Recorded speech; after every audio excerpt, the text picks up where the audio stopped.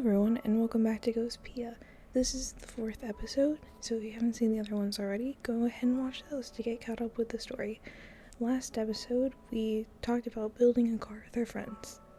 Now, it's on to the episode, and the continuing of Chapter 1. We walk around the street at night. In other words, during peak ghost activity hours. I never thought I'd walk around the streets underneath a pitch black sky again. You don't have to be so nervous, you know. Sorry, but what? I couldn't find the words to continue. Our conversation fades into the air like smoke. Once I finished taking a shower, Pacifica said, "Let's go to the station." Oh, is this different times? This just happened. Oh, before the other, after the other. Confusement. I'm not sure going there will help us prepare the welcoming party for the new ghost. The fact that the station is such a far walk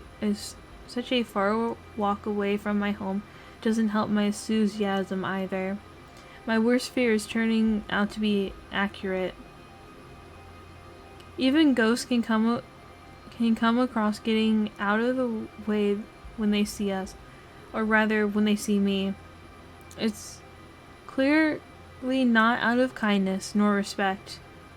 The ghosts fear me. Complex emotion weighs down on my heart. I do not blame you. Sadness, do not look at me like that. Narration. You're already dead. What do you even have to fear? I hate this. Understandable to describe my jumbled up feelings. I have something embarrassingly word. I said it right before, now I can't say it again. Okay. I don't know if I should be apologizing, but I'm sorry.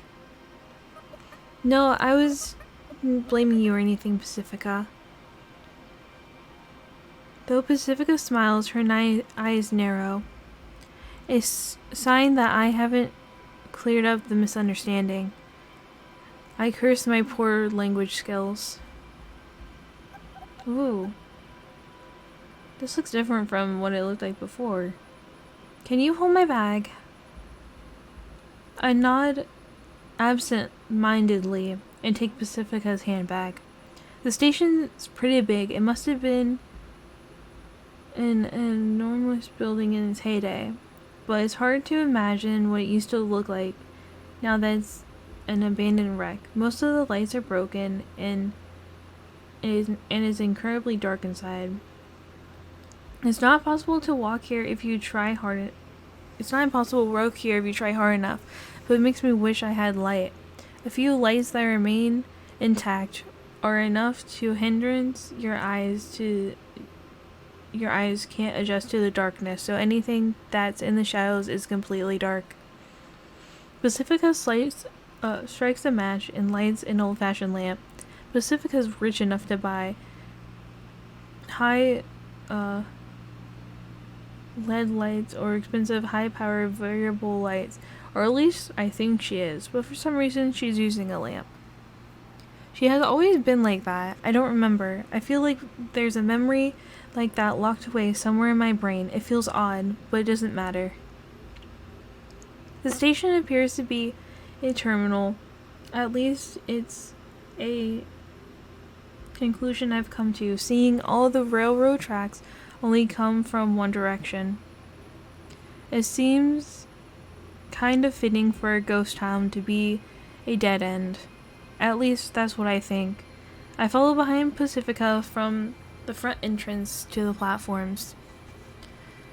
There's not a star to be seen in the sky above the cracking ceiling. I see a single point of light up ahead. It sways slightly, several dozen meters ahead.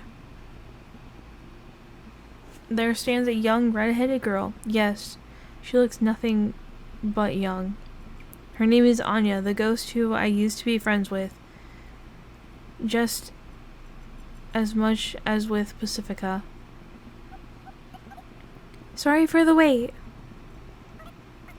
Doesn't matter. Are you sure you sure took your time though? You run into any problems? Each time Anya's body sways, the floating light hovering less than a meter above her head sways with it. I'm not sure how that works, but it makes her look kind of funny, like an angel halo. I mean, it doesn't seem funny, a ghost cosplaying an angel. I had, gosh, my throat is like killing me. Sorry.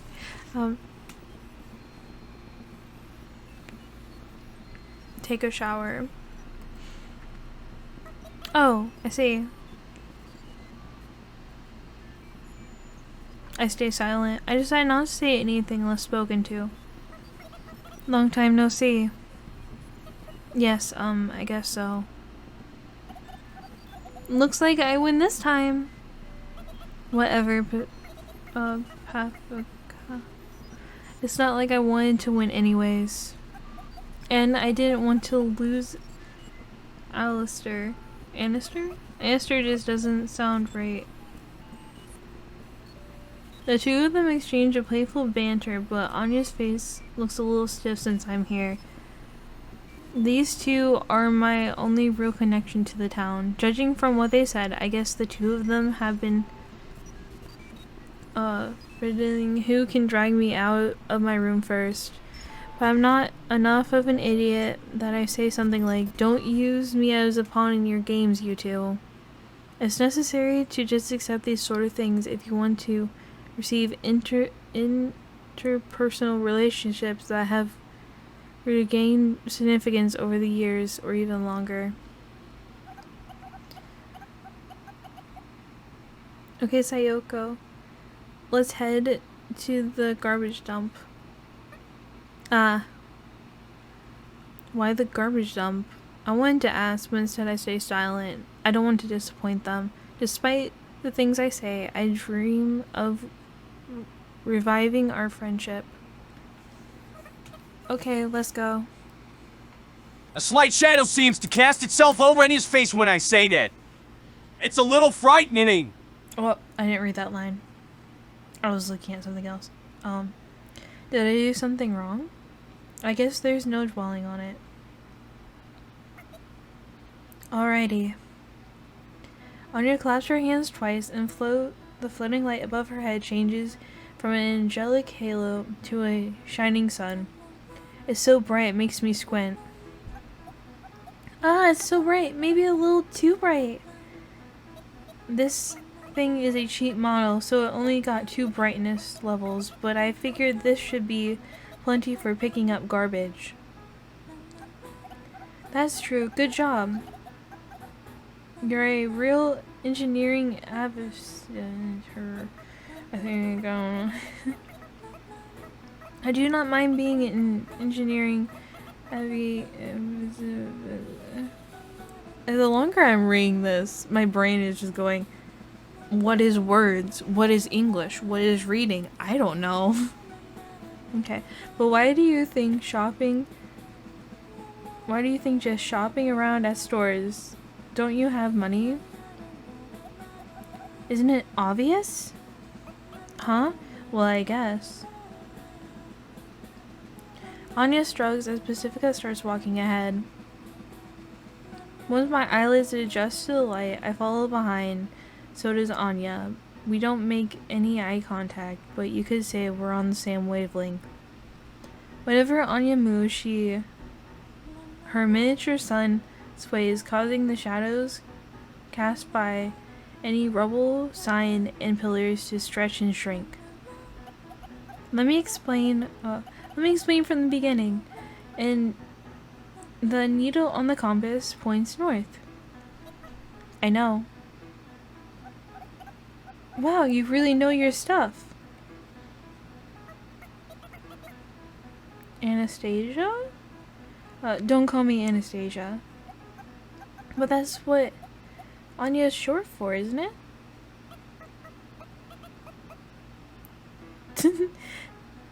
Don't make stuff up. But It's cute. Like, you're a princess. That's exactly why I hate it. Don't you dare try to make it a thing. We quickly backtracked to the way we came.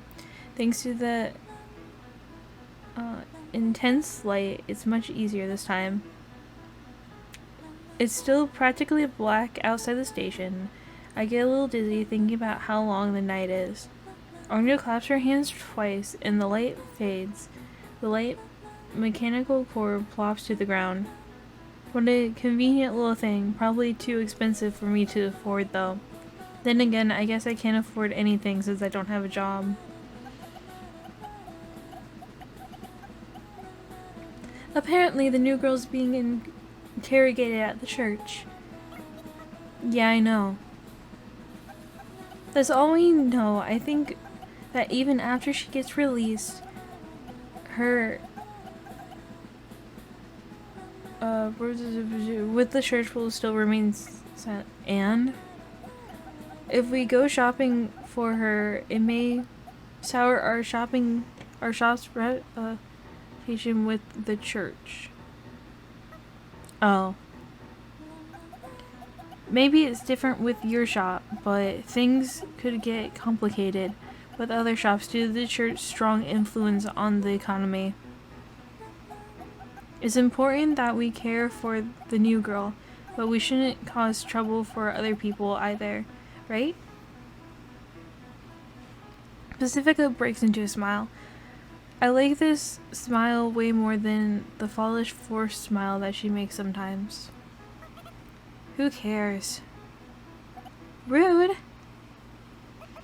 Shut up.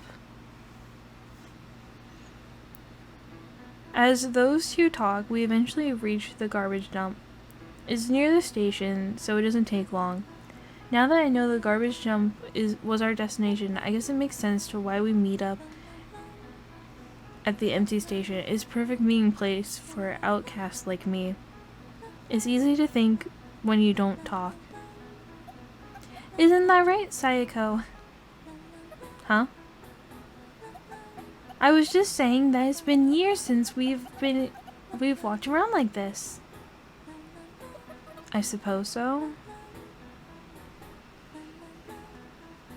Would you look at that? Anya's facial expression changed again, I think. I guess I can still tick her off even as little as possible. It's been 100 years, hasn't it? It has been that long. Has it been that long? I think so. Okay, then let's go with 9,999 years.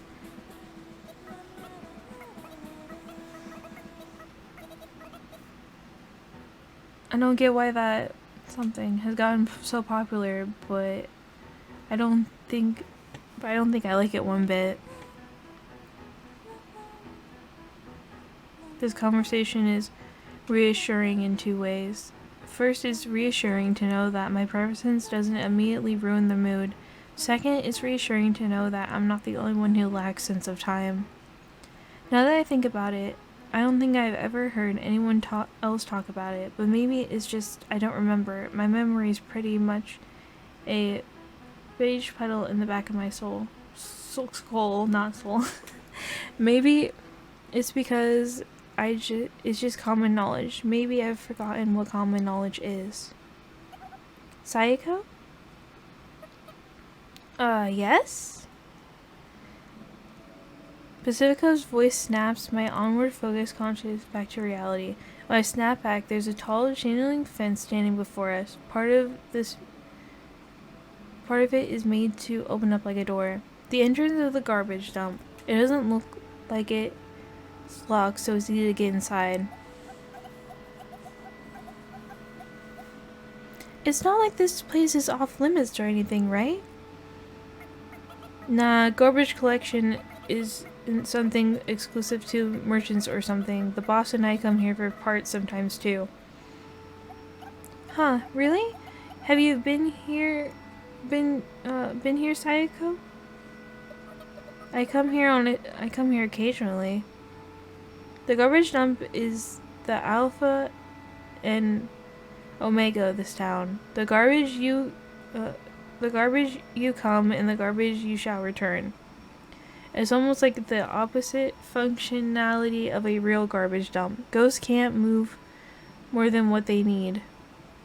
Any excess to be accessories, furniture, and suddenly disappear when forgotten. And just as suddenly, those things appear here at the garbage dump.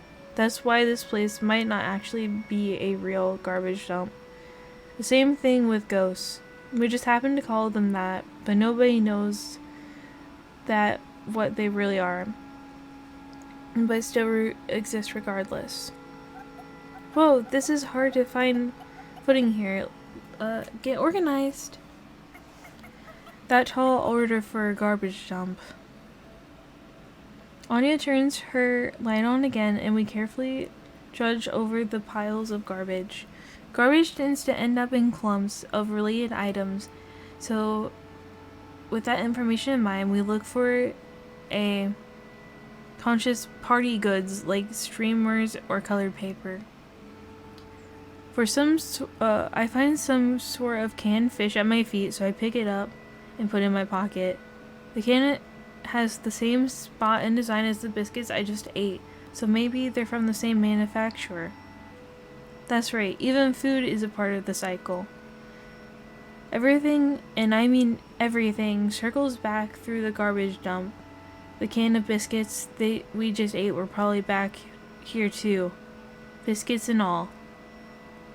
All the shops Pacifica mentioned collecting Oh!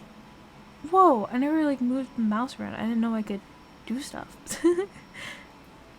Pacifica mentioned the collection of items from the garbage and process and resell.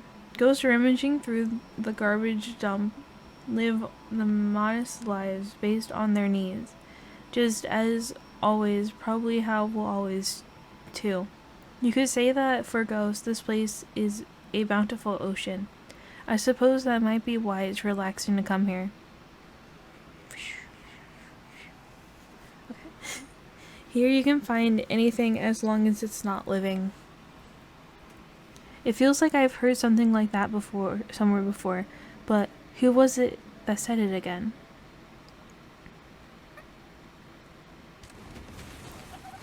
Sayako!